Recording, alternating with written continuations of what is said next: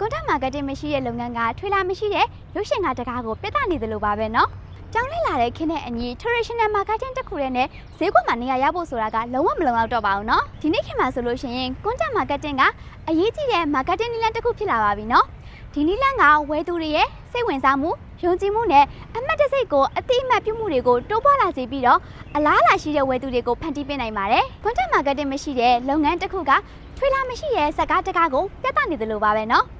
ဥပမာပြောရမယ်ဆိုလို့ရှိရင်ရုပ်ရှင်ကားတကားကထွေလာထွက်လာတဲ့အခါမျိုးမှာဆိုရင်လူတွေရဲ့စိတ်ဝင်စားမှုကပိုပြီးတိုးလာတတ်ပါတယ်အဲ့လိုပါပဲ content marketing ကကိုယ့်ရဲ့ brand ကိုလူသိများလာအောင်competitor တွေနဲ့ကွာခြားမှုရှိလာအောင်လှုပ်ဆောင်ပေးပါတယ်။ဒါကြောင့်မို့လို့ content marketing ကမိတ်ဆွေတို့ရဲ့ brand image ကိုတည်ဆောက်တဲ့နေရာမှာအရေးပါတဲ့အချက်ဖြစ်ပြီးတော့ဝယ်သူတွေနဲ့ထိစပ်မှုရှိစေတဲ့ emotional connection ကိုထိရောက်စွာနဲ့ဖန်တီးပေးနိုင်ပါတယ်။ဒီလိုမျိုးစနစ်ကျတဲ့ content marketing plan တွေနဲ့အတူကိုယ့်ရဲ့လုပ်ငန်းကိုရေရှည်မှာ brand image ကိုတည်ဆောက်သွားခြင်းနဲ့ဆိုရင်တော့မိတ်ဆွေတို့ရဲ့လုပ်ငန်းများအတွက် digital data ကအသင့်ရှိလို့နေပါရှင်။